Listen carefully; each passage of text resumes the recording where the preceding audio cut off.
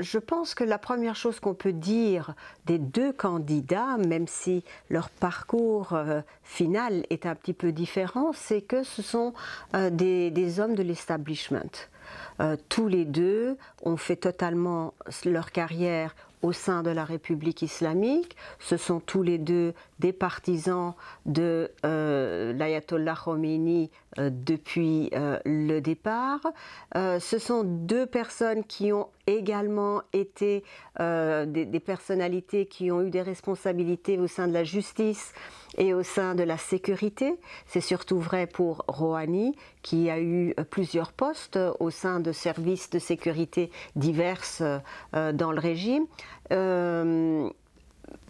Raïssi, lui, il est surtout connu, bien évidemment, pour avoir été le procureur général de la République islamique d'Iran et donc est connu pour avoir eu une responsabilité très importante lors des emprisonnements et des exactions qui ont eu lieu après la guerre Iran-Irak en particulier, tout à fait, et donc a laissé un souvenir assez lourd chez les Iraniens dans ce cadre-là. Rouhani, lui, est connu du grand public, je ne parle pas seulement des Iraniens, mais du grand public, pour avoir été celui qui a fait signer le moratoire contre les accords sur le nucléaire et donc avoir finalement aussi signé les accords de 2015 sur le nucléaire avec les puissances occidentales. Donc, mais à part ces éléments-là, ils ont tous les deux fait carrière en République islamique, connaissent bien le système et ses rouages.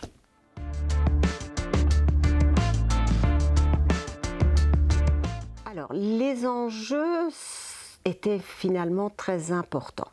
Le premier enjeu et le premier problème, je pense, pour tous les Iraniens, a été que la relative paix qui s'est établie et la levée des embargos après la signature justement des accords sur le nucléaire de juillet 2015 continue et que l'Iran ne soit pas embarqué dans une nouvelle aventure qui allait miner son système économique en particulier. Donc premier élément, c'était que la sortie de l'Iran sur l'international, que son positionnement qui s'améliorait sur la scène internationale continue et que donc l'Iran soit à nouveau respecté et fasse partie de cette hiérarchie internationale, voire prenne une place importante sur la scène internationale. Deuxième élément, et ça c'est le plus important d'un niveau interne, c'est la situation économique. Ce que les Iraniens attendent et attendaient déjà avec l'élection de Rouhani, c'était l'amélioration de la situation économique. Et dans ce cadre, il faut quand même dire que le premier mandat de Rouhani n'a pas du tout entraîné les résultats escomptés par les Iraniens. Il y a eu quelques améliorations dans la mesure où certains embargos ont été levés, mais la position des Américains est restée très forte puisque eux n'ont pas levé tous les embargos et au contraire leur position fait que beaucoup d'Européens aussi sont frileux ou ont des problèmes à pouvoir établir les relations économiques sereines avec l'Iran. Mais néanmoins, si la situation économique ne s'est pas améliorée, et cela continuera probablement encore aujourd'hui, c'est que finalement on peut dire que seulement 20% des problèmes économiques iraniens étaient liés aux embargos. 80% de l'explication est à trouver à l'interne. Et ce qui aussi est un vrai problème pour l'économie iranienne, c'est la mainmise de quelques fondations religieuses et des milices paramilitaires donc, et surtout la présence généralisée, institutionnalisée de la corruption à grande échelle. L'Iran est très mal placé dans la hiérarchie des pays les plus corrompus et c'est une véritable question qui est d'ailleurs une question qui a été traitée pendant les débats qui ont mené aux élections présidentielles, mais qui aura énormément de mal à être résolue dans le cadre actuel, même si Rouhani a promis d'essayer de résoudre cette question. À côté de cela, le fait que la situation soit déplorable, en dépit du fait que ce pays est un pays pétrolier. Il ne faut pas l'oublier, ce pays est assis sur du pétrole, qui est d'ailleurs sa ressource principale et sa source de revenus principale. C'est aussi une des faiblesses de l'économie iranienne qui est donc monoproductrice. Et c'est aussi, enfin, dans les faiblesses, donc, et les conséquences, il y a le fait que 10% de la population officiellement presque vit en dessous du seuil de la pauvreté, que la classe moyenne est, au contraire de ce que certains peuvent dire, en mauvaise posture, qu'elle disparaît, que les inégalités de revenus et de situation sont énormes. En fait, ce pays fonctionne autour de la consommation d'un très petit pourcentage de nantis qui tournent et gravitent autour des personnes liées au régime. Il faut être introduit, il faut être bien lié, et c'est eux qui détiennent la fortune de ce pays à travers les fondations et les milices, à travers des mariages entre les différentes familles. Donc c'est un problème réellement important. Alors le problème économique, qui est aussi un défi pour la suite, mais c'est une conséquence des premiers éléments, c'est qu'effectivement on a un chômage qui dépasse les 10%, avec des fluctuations, mais dépasse les 10%, et ce chiffre est probablement sous-estimé parce que l'on considère que le chômage touche 30% des jeunes. Et on peut dire que les jeunes sont quand même une partie importante de cette population. Et surtout dans certaines régions qui sont des régions isolées ou des régions à minorité ethnique, on avance même le chiffre de 50%. Donc, cela explique que dans des régions défavorisées, comme le Sistan-Baloutchistan, où se trouve d'ailleurs la population sunnite, le chômage est énorme. Alors il y a le chômage, il y a l'inflation qui n'a pas, qui tourne autour des 10%, même si elle a énormément diminué. Et il reste surtout que la croissance économique qui était escomptée après la levée des embargos et des restrictions économiques liées au nucléaire n'a pas eu lieu. On considère qu'il faut une croissance de 8% par an pour que dans quelques années les problèmes soient résolus. Officiellement, cette croissance tourne autour de 1%. C'est déjà mieux que la croissance négative des années précédentes, des années précédentes surtout le premier mandat de Rouhani, mais ce n'est pas suffisant pour pouvoir répondre aux besoins de la population, et ce d'autant plus que l'Iran est engagé sur des fronts militaires qui lui coûtent également beaucoup. Syrie, Irak, Liban, Yémen, ce sont des dépenses militaires qui aussi gangrènent la situation iranienne.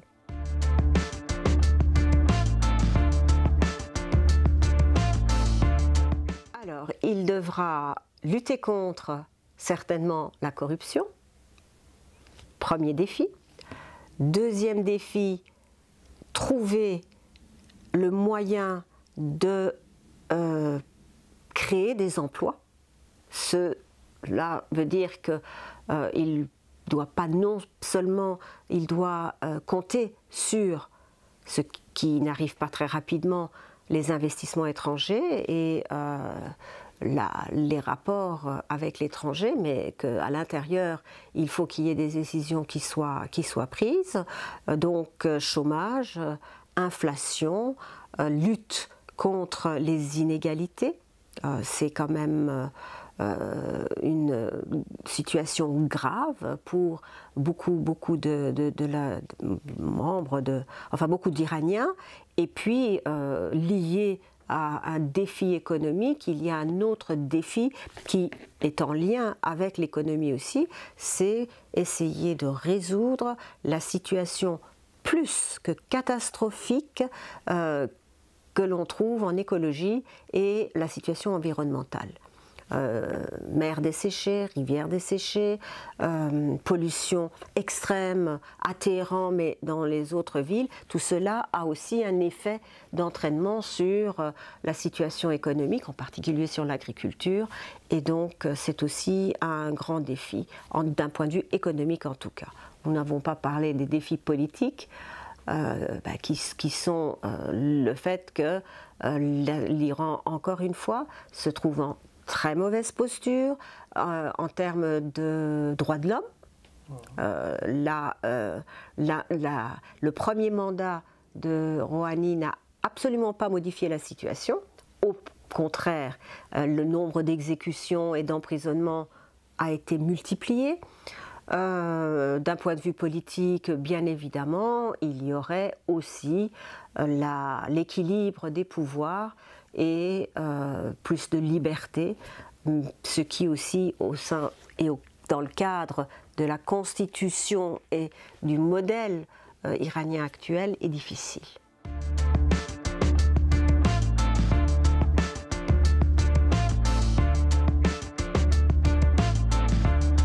Alors, d'un point de vue des investissements, le problème est que d'une part, il y a toutes le fait que les Américains ont gardé leur embargo sur beaucoup de produits et que pour les investissements, les investisseurs en particulier européens, mais les Chinois par exemple qui investissent énormément en Iran ne respectent pas cela. Tout produit où il y aurait une partie qui serait confectionnée ou aurait un lien avec quelque chose qui soit lui-même en lien avec les États-Unis est aussi interdit. Ensuite, il y a le fait qu'il y a une liste noire qui se trouve d'ailleurs sur Internet de toutes les personnes avec qui il ne faut pas avoir de relations. Donc cela complique beaucoup la situation et les échanges. Et puis il y a le fait que les banques iraniennes sont à court de devises, qu'elles n'ont rien, et que donc la situation des banques iraniennes aussi doit être améliorée. Et donc le problème, c'est que ceux qui veulent investir, veulent aussi être payés et remboursés de suite, et l'Iran est incapable de le faire. Ce que la Chine, par exemple, contourne, puisque les contrats sont faits de manière différente. Alors évidemment, on tourne un petit peu en rond, et les investissements, au début, après la levée des embargos, on avait l'impression, et tout le monde espérait pouvoir très vite se rendre en Iran pour investir, c'était l'Eldorado, et effectivement c'est un grand marché, c'est un pays qui a les moyens, mais concrètement il y a tellement de problèmes à résoudre que ça n'est pas si simple que ça.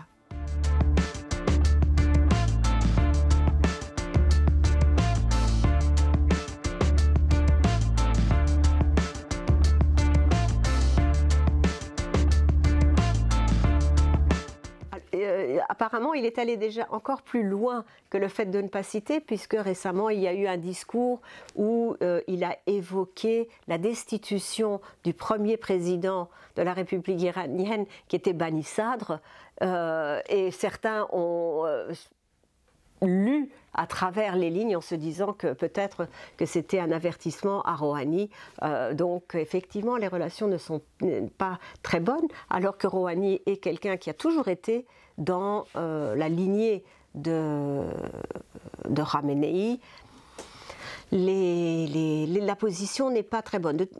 Encore une fois, on peut constater que parmi les présidents depuis le début de la République islamique, à part Bani Sadr qui a été destitué, mais et il y en a un autre qui a été qui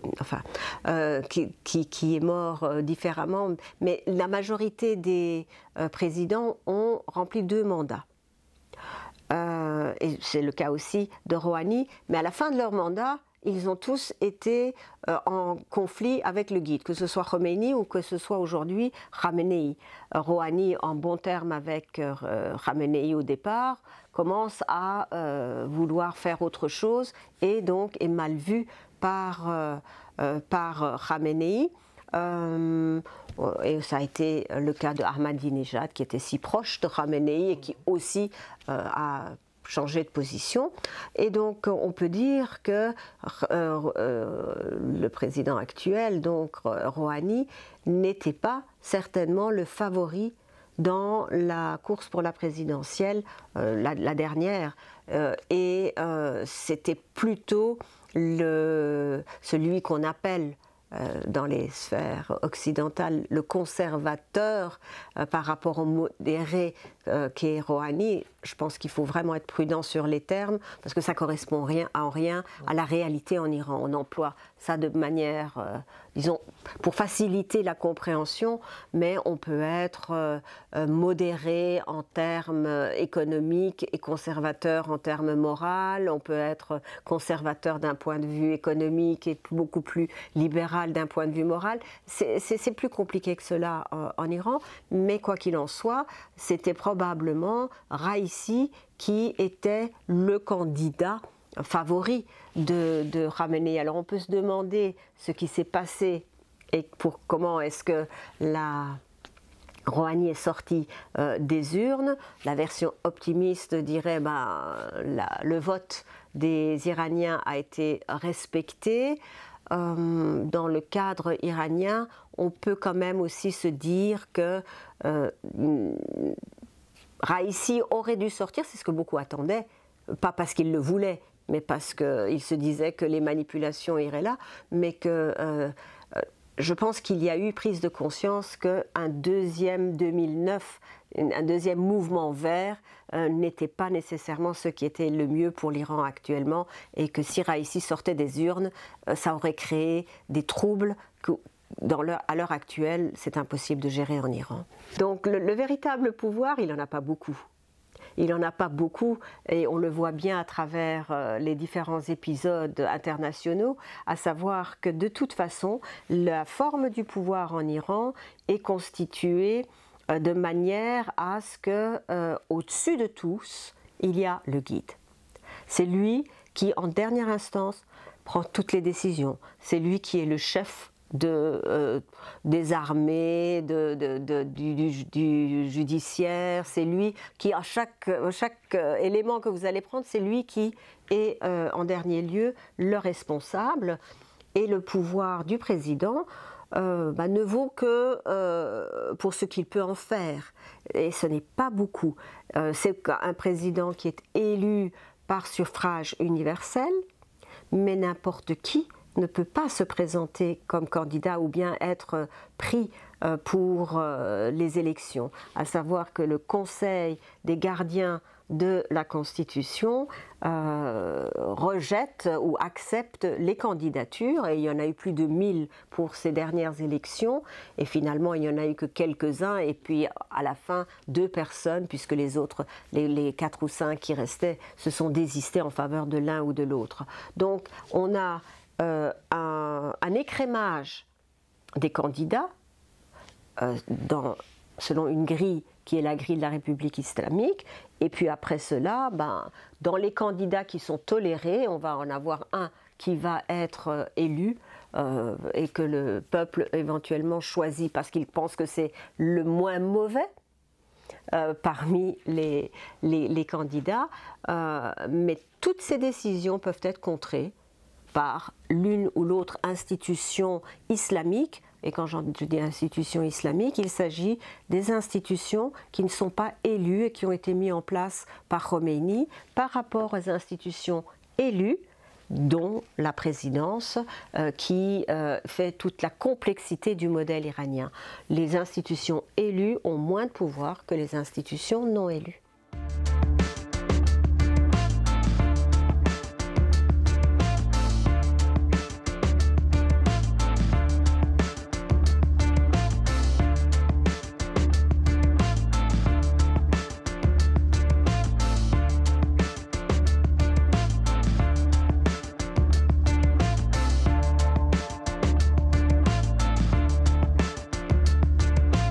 Alors c'est un vrai problème pour le futur. Les Iraniens, que ce soit dans les discours de Rouhani ou de Khamenei, ont diminué la portée des discours de Trump. Néanmoins, on ne sait pas non plus quelles seront les conséquences de ce discours, même si on va parler tout de suite, je vais parler tout de suite de l'Arabie Saoudite, mais il ne faut quand même pas oublier que Trump, pendant sa campagne et juste à son élection, a quand même été fort sceptique par rapport à l'Iran et avait décidé de couper, enfin avait déclaré qu'il allait remanier les accords, qu'il allait les rejeter. Ça n'a pas été fait. Donc avec Trump, il faut voir ce qu'il dit et ce qu'il fait. Ce n'est pas toujours en accord dans le bon ou dans le mauvais sens d'ailleurs.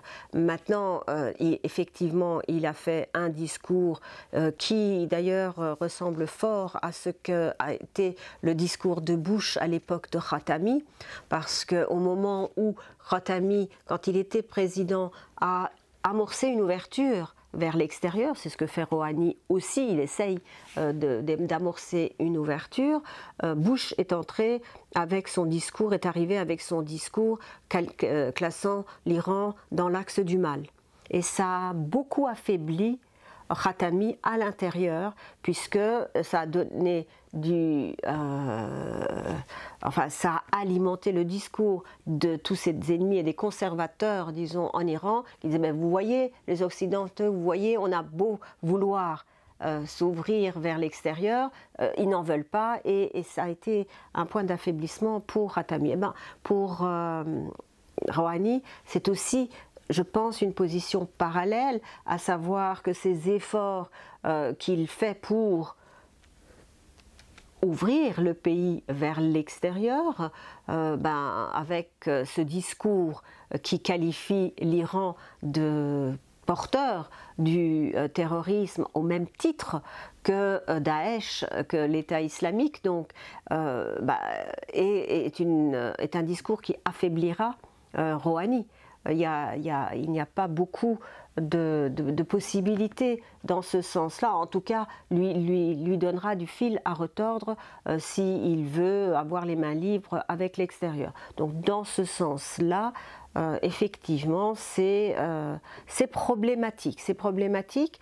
Maintenant, ce qui est beaucoup plus problématique, c'est la détérioration de la situation régionale avec l'Arabie Saoudite et l'Iran, qui maintenant sont vraiment officiellement pas en guerre, et j'espère qu'ils ne le seront pas. Ce serait probablement au détriment de l'Arabie Saoudite, ou alors il y a une intervention américaine et ça va être l'embrasement total, mais cela crée des tensions qui sont terriblement négatives pour l'établissement de la paix dans la région, et on voit comme ça se mettre en place un axe chiite, un axe sunnite, avec des compétitions entre l'Iran et l'Arabie Saoudite pour dominer les deux groupes. Tout ça n'augure en rien de belles perspectives.